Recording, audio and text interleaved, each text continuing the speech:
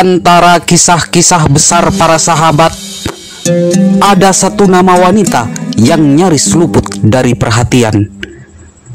Dia bukan pejuang di medan perang, tapi Rasulullah menyebutnya syahidah, seorang wanita yang akan mati syahid.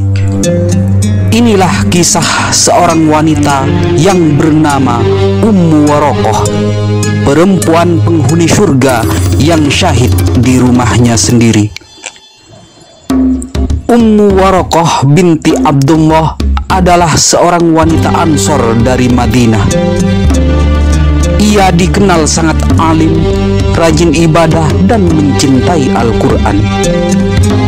Dia menghafal seluruh isi Al-Quran ketika masih sedikit sekali yang hafal saat itu, bahkan dari kalangan laki-laki.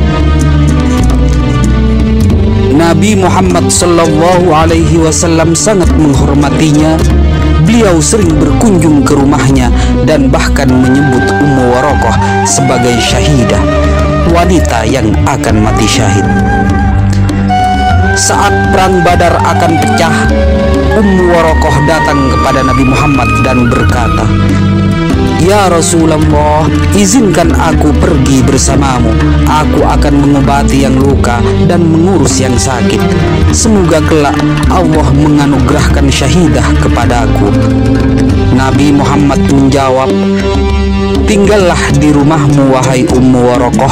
Sesungguhnya Allah akan memberimu syahidah di rumahmu." Kata-kata itu begitu kuat. Syahid di rumah, bagaimana bisa? Gumam Ummu Warokoh. Tapi Ummu Warokoh percaya dia tetap tinggal di rumahnya. Setiap hari ia beribadah, membaca Al-Quran, dan menjadikan rumahnya sebagai musola, tempat sholat bagi tetangga dan keluarganya. Nabi bahkan menunjuknya sebagai imam sholat di sana, hal yang sangat jarang bagi seorang wanita pada masa itu. Ummu Warokoh hidup bersama dua orang budak, seorang laki-laki dan satunya lagi seorang perempuan.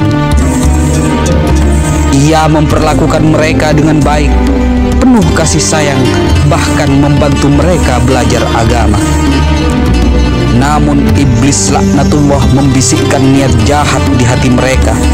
Pada suatu malam, kedua budak itu membunuh Ummu Warokoh dengan kejam saat ia sedang tertidur.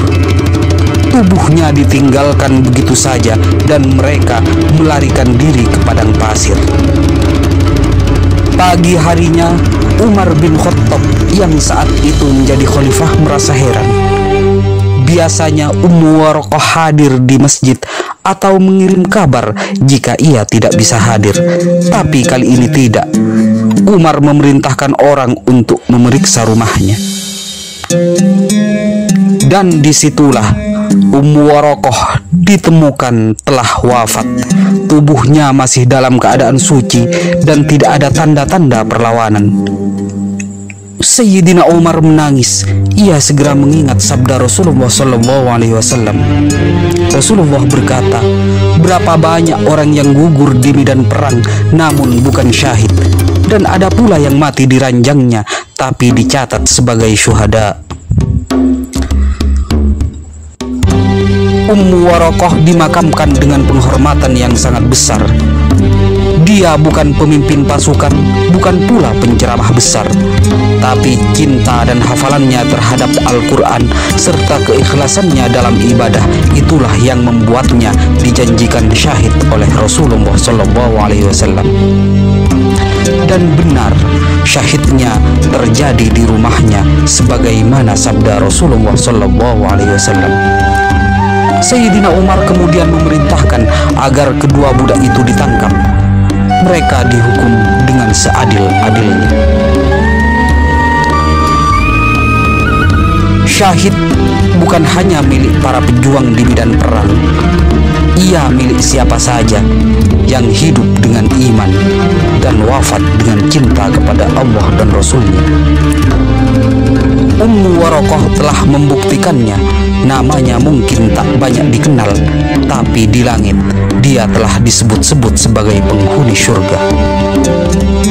Begitulah kisah Ummu Warokoh yang mati syahid di ranjangnya, sebagaimana yang disabdakan Rasulullah SAW sebelum dia wafat. Demikianlah kisah Ummu Warokoh. Assalamualaikum warahmatullahi wabarakatuh.